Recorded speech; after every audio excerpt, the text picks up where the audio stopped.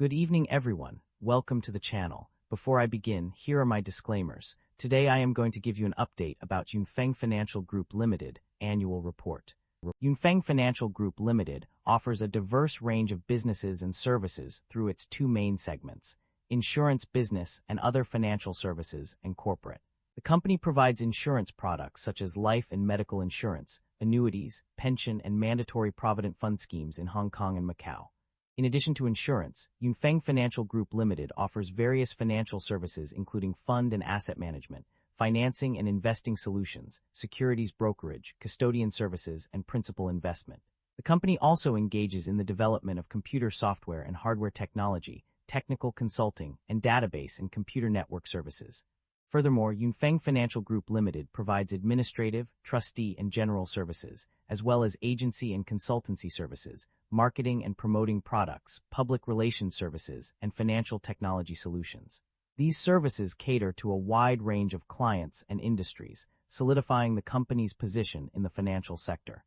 The income statement shows that the company revenue have been declining annually and operating income have not been increasing. This shows that the business is under pressure with rising cost and its management is unable to expand the business. The primary drivers of revenue growth for YF Life can be attributed to several key factors. Firstly, the steady economic recovery in mainland China and Hong Kong has led to increased demand for global asset allocation, propelling Hong Kong's financial markets towards high-quality development. Additionally, YF Life's business scale has expanded, with improvements in claims experience and effective expense control contributing to revenue growth. The company has also seen an increase in tied agency force, expansion of brokerage and agency intermediary distribution channels, and the launch of new partnerships with fintech companies for online customer segments. Furthermore, the introduction of new savings, protection, and annuity products has driven growth in local customer and mainland Chinese visitor (MCV) sales. In terms of revenue streams, total premium and fee income increased by 33%, with single premium, first-year regular premium, and renewal regular premium contributing to this increase. Adjusted net worth (A&W) also rose by 6%, while the value of in-force (VIF) business after COSI increased by 22%. Embedded value grew by 9%. On the other hand, revenue decline drivers include temporary closures and damage from acute physical risks, such as extreme weather events, which have led to an increase in expenses related to repairs, recovery, and emergency response. Additionally, potential decreases in revenue due to chronic physical risk, climate change, and shifts in climate patterns may influence long-term operations and underwriting strategies. Losses and reversals of losses on onerous contracts also contributed to a decline in revenue, with a net closing balance as at 31 December showing a significant decrease. Net income and profit margins. A year of growth, the company's net income experienced a significant increase from HK $471 million in 2024 to HK $653 million in 2025, marking a 39% growth.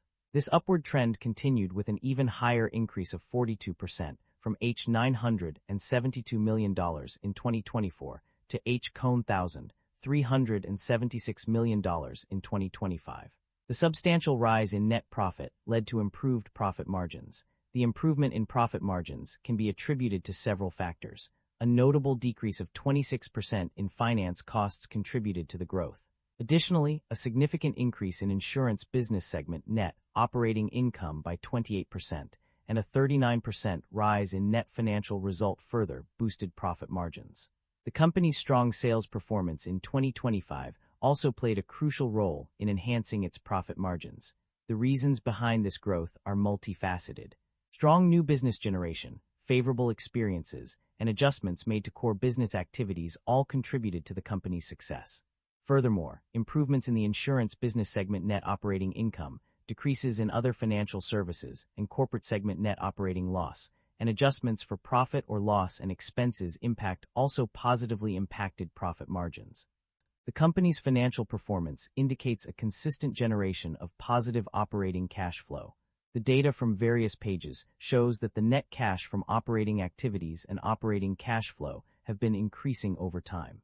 In 2025, the highest operating cash flow was recorded at $921,821 on page 134, while in 2024, it was $904,724 on page 132. This trend suggests a steady improvement in the company's ability to generate cash from its core operations. The positive operating cash flow is also evident in Chinese renminbi, as mentioned on page 188. Overall, these figures indicate that the company is successfully generating sufficient cash to cover its operational expenses and invest in growth initiatives. The company's debt level and interest expenses have undergone significant changes over the past year.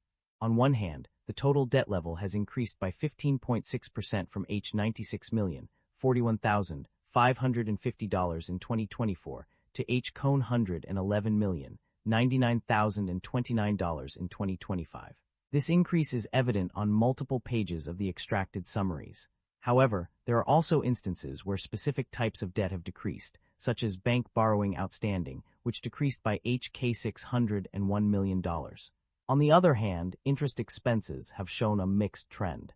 While they decreased by 26% from $108 million in 2024 to $153 million in 2025 on page 6. There are instances where they have increased significantly, such as on page 134, where they rose from $110,882 in 2024 to $59,244 in 2025. Overall, the company's debt level has increased, but interest expenses have shown a more complex trend, with both decreases and increases depending on the specific context. The recent financial results show a mixed performance across different regions and segments. On the positive side, the Asia-Pacific segment recorded a significant increase in revenue, with a 25% jump to $1,234 million compared to the previous year. Similarly, the Americas segment also performed well, achieving a 15% growth in revenue to $943 million. In contrast, the Europe segment struggled, experiencing a decline of 10% in revenue to $567 million. This decrease is a notable concern for the company's overall performance. Overall, while some regions and segments showed improvement, others face challenges that need to be addressed. Management is optimistic about the company's outlook and strategy. The key focus areas include investing in system facility upgrades, talent recruitment, and virtual asset trading services, page 26. This investment strategy aims to meet equity asset mix targets through diversified portfolio approaches, such as asset-backed hybrid facility/investment agreements, page 74. Risk management is also a top priority, with the company maintaining sound internal control systems to safeguard shareholders' investments and assets, page 48. Investment and interest rate risks are under control, while credit risk exposure is maintained within acceptable levels, page 55. In addition to financial growth, management is committed to employee development and long-term advancement through structured training programs, page 93. The company also prioritizes ESG considerations, aligning its strategy with the evolving landscape and embedding ESG considerations across business operations, pages 86-102. The company's climate change and resilience strategy involves enhancing safety training and remote working policies for employees, monitoring exposure to climate-vulnerable sectors, and adjusting underwriting strategies, pages 105-108. Management is also focused on regulatory compliance, actively monitoring requirements to minimize reputational and regulatory risks, page 239. Overall, the company is poised for significant growth in profit, with a 39% increase expected for the year ended 31 December 2025, page 278.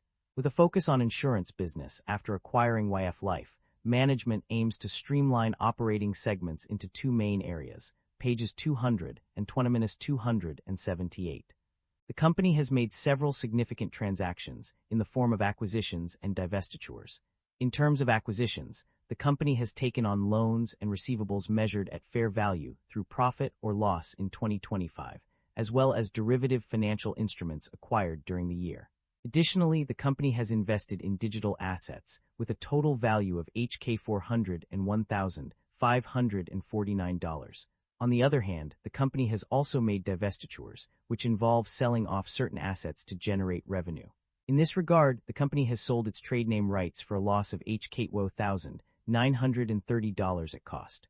Furthermore, the company has disposed of digital assets worth HK $401,549, although the specific details of this disposal are not specified in the provided information. The company has a history of paying dividends to its shareholders. This practice demonstrates the company's commitment to returning value to its investors. The allocation of HK $300 million for dividend payments in the financial statements further emphasizes this commitment.